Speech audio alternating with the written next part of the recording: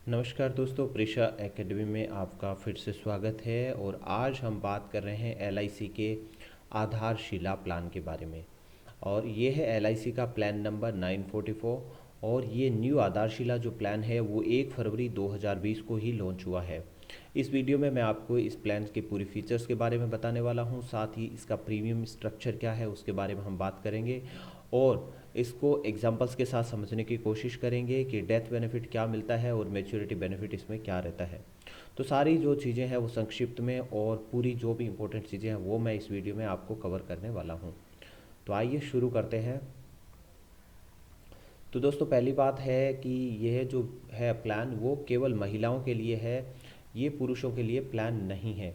पुरुषों के लिए इसी से ही रिलेटेड एक दूसरा प्लान है, उसका नाम है आधार स्तंभ, जिस पे मैंने अभी वीडियो बनाया है। और आप चाहते हैं तो उस वीडियो को लिंक मैंने डिस्क्रिप्शन बॉक्स में दिया है और ऊपर भी इसका लिंक आ रहा है, आप वहाँ से आधार स्तंभ है वो देख सकते हैं।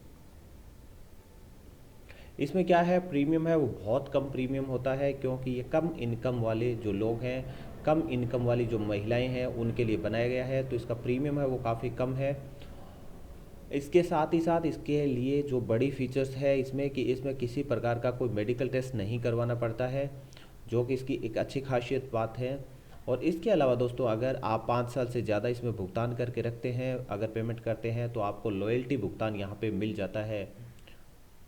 तो कुल मिलाकर के अगर आप 5 साल के बाद या मेच्योरिटी तक अगर रुकना चाहते हैं तो आपको क्या मिलता है, सब मेच्योर्ड तो मिलता ही मिलता है, उसके साथ आपको मिल जाता है लॉयल्टी भुगतान। ये इस प्लान की खास बात है। और आइए देखते हैं इसकी फीचर्स और क्या हैं। तो इसमें क्या है, जो मिनिमम एज बताई है वो अगर आप अपनी बिटिया के नाम पे लेना चाहते हैं तो उनकी उम्र कम से कम 8 वर्ष होनी चाहिए। तो 8 वर्ष से बड़ी बच्ची के नाम पे ये पॉलिसी ली जा सकती है। और जो अधिकतम जो उम्र होती है, मैक्सिमम एज होती है, अगर कोई लेडी लेना चाहती है तो उनकी मैक्सिमम एज 55 वर्ष हो सकती है। 55 वर्ष के बाद ये पॉलिसी नहीं ले सकते हैं। और जो अधिकतम मैच्योरिटी एज जो बताई है, यानी जब पॉलिसी मैच्योर होगी तो उस टाइम पे जो मैक्सिमम एज है वो होनी चाहिए 70 वर्ष हो सकती है। यानी अगर 55 वर्ष की कोई लेडी ये पॉलिसी लेना चाहती है तो मैक्सिमम 15 वर्ष तक ले सकती है, क्योंकि जैसे ही 15 वर्ष होंगे तो उनकी उम्र है वो 70 वर्ष हो जाएगी और 70 वर्ष से ज़्यादा ये पॉलिसी नहीं ले सकते हैं। तो इसमें बताया मिनिमम जो एज जो टर्म है वो 10 वर्ष का लेना होता है आपको, और अधिकतम जो टर्म है वो आप यहाँ पे 20 वर्ष के लिए ले सकते हैं। तो 10 वर्ष से लेकर के 20 वर्ष तक का आपके पास टर्म रहता है। आप इसके बीच में 11 वर्ष, 12 वर्ष, 13 वर्ष ऐसे आपके पास और भी ऑप्शंस हैं। जो बीमा की न्यूनतम राशि है, मिनिमम सम एश्योर्ड, यहाँ पे 75,000 बताया, क्योंकि ये लो इनकम ग्रुप की महिलाओं के लिए बनाया गया है, इसलिए इसकी मिनिमम जो सम एश्योर्ड है वो काफ़ी कम रखी गई है, 75,000 रखी गई है। और अधिकतम, और उसके बाद आप इसको 5,000 के मल्टीप्लिकेशन में ले सकते हैं। और जहाँ तक अधिकतम सम एश्योर्ड की बात है, यानी मैक्सिमम सम एश्योर्ड है, वो यहाँ पे इस पॉलिसी में 3 लाख रुपए का रखा गया है। प्रीमियम भुगतान अवधि है, प्रीमियम पेइंग टर्म जो है वो पॉलिसी अवधि तक रहता है, यानी जितनी टर्म समय की आपने पॉलिसी ली है उतने टाइम के लिए आपको प्रीमियम हर वर्ष पे करना पड़ेगा। जैसे आपने 10 वर्ष का पॉलिसी लिया है तो आपको 10 साल के लिए प्रीमियम भरना पड़ेगा, और अगर आपने 20 वर्ष का पॉलिसी लिया है तो आपको 20 वर्ष तक प्रीमियम भुगतान करना पड़ेगा। दोस्तों, एक चीज़ और है, इसमें कम और अधिक समय इंश्योर रखा गया है, कम इनकम ग्रुप के लिए है, लेकिन इसके लिए ऐसा नहीं है कि आपकी इनकम ज़्यादा है तो आप ये पॉलिसी नहीं ले सकते हैं, आप ये पॉलिसी ले सकते हैं, लेकिन मैक्सिमम जो सम एश्योर्ड है वो आपका 3 लाख रुपए ही होता है। दूसरी बात यह है, इसमें एक से ज़्यादा पॉलिसी भी ली जा सकती है आधारशिला की एक इंडिविजुअल के नाम पे, लेकिन उन सारी आधारशिला पॉलिसीज़ को मिला करके जो टोटल सम एश्योर्ड है वो 3 लाख से ज़्यादा नहीं हो सकता है। इसमें रिस्क कवर की शुरुआत है, क्योंकि ये 8 साल से बड़े बच्चे के लिए ली जाती है तो रिस्क कवर की शुरुआत तुरंत हो जाती है इसमें। और आइए अब हम एग्जाम्पल से समझने की कोशिश करते हैं कि अगर पॉलिसी लेने के बाद पॉलिसी धारक है वो पॉलिसी मैच्योर होने तक ज़िंदा रहता है तो उनको क्या मैच्योरिटी बेनिफिट मिलेगा। और उसके बाद हम देखेंगे अगर पॉलिसी धारक की पॉलिसी मैच्योर होने से पहले डेथ हो जाती है तो उस कंडीशन में पॉलिसी धारक के जो नॉमिनी है उनको क्या बेनिफिट मिलने वाला है। तो आइए शुरू करते हैं। एक पॉलिसी धारक है जिसकी उम्र है 30 वर्ष, वो ये पॉलिसी में निवेश करना चाहते हैं और ये 3 लाख का पॉलिसी लेते हैं और पूरे 20 वर्ष के लिए एक पॉलिसी ये लेते हैं, यानी इनको पूरे 20 वर्षों तक प्रीमियम का भुगतान करना पड़ेगा।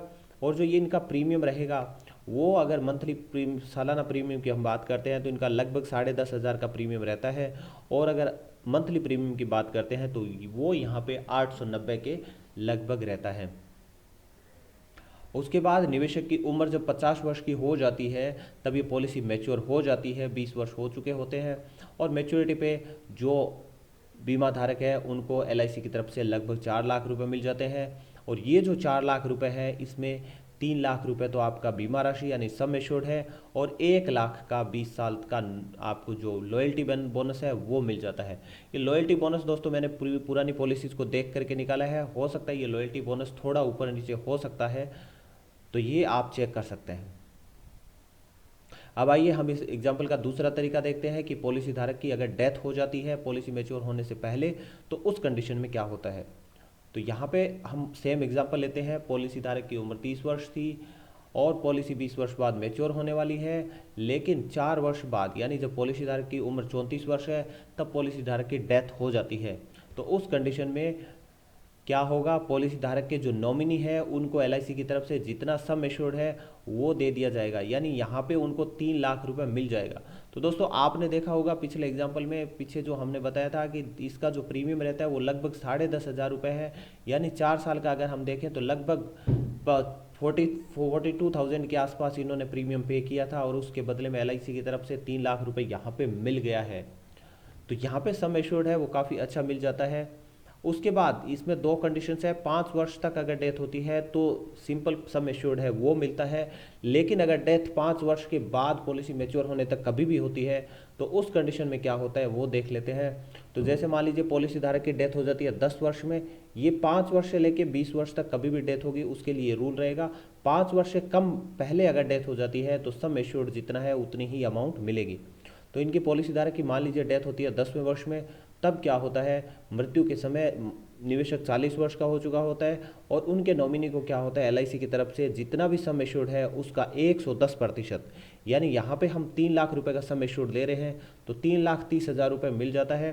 साथ ही साथ 10 वर्ष का लॉयल्टी बोनस होता है, वो भी यहाँ पे एडिशनल अमाउंट होती है वो मिल जाती है, तो लगभग 50,000 रुपये यहाँ पे लॉयल्टी बोनस हो जाता है 10 साल के लिए 3 लाख का। तो यहाँ पे लगभग 4 लाख के आसपास, 3,80,000 के आसपास अमाउंट है वो यहाँ पे मिल जाती है।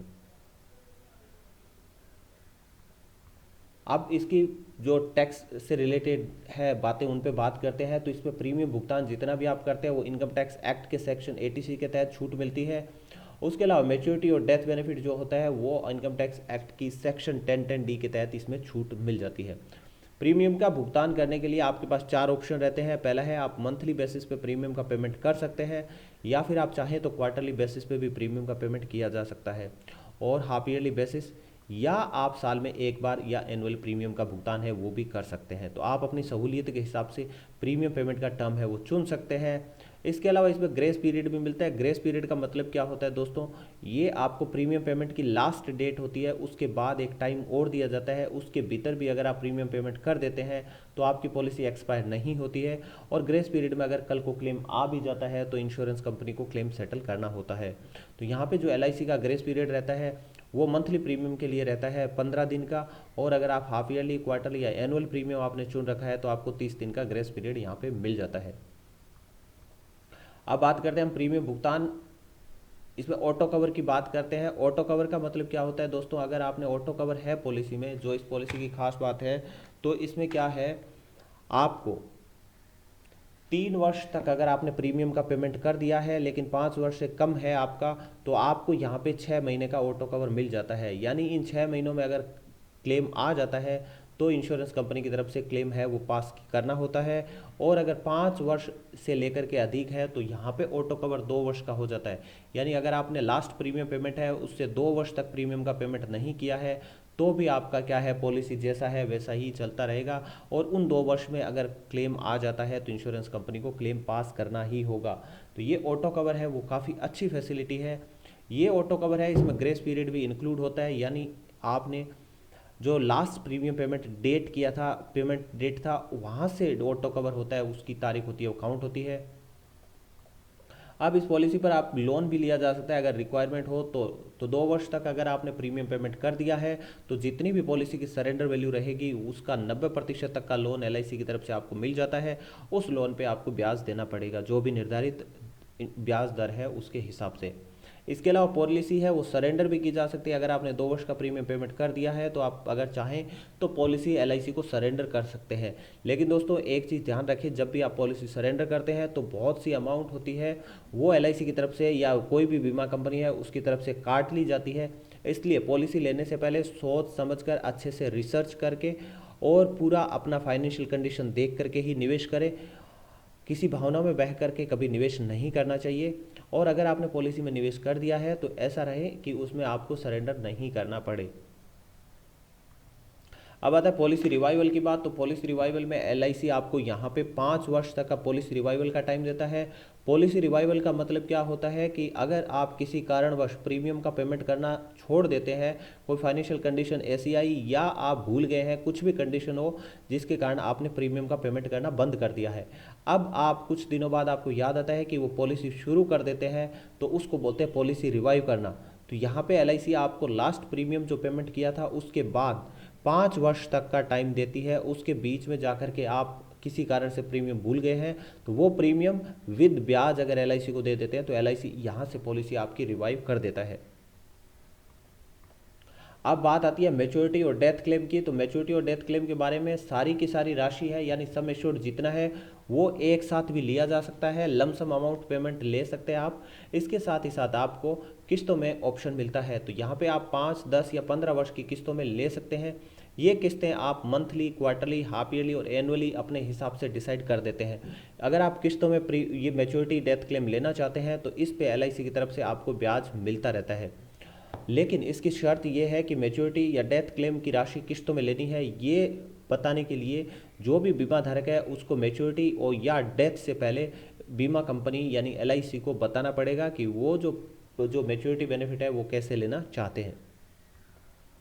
अब मैं आपको एक समरी बताने वाला हूँ प्रीमियम की। मान लीजिए 1 लाख का सम एश्योर्ड है, उसके लिए ये एलआईसी का समरी रहता है। यानी 1 लाख का सम एश्योर्ड लेना चाहते हैं और बच्ची की उम्र 10 वर्ष है और 10 साल का पॉलिसी लिया है तो उनको हर साल 8 साल 8,732 रुपये जमा करवाना पड़ेगा।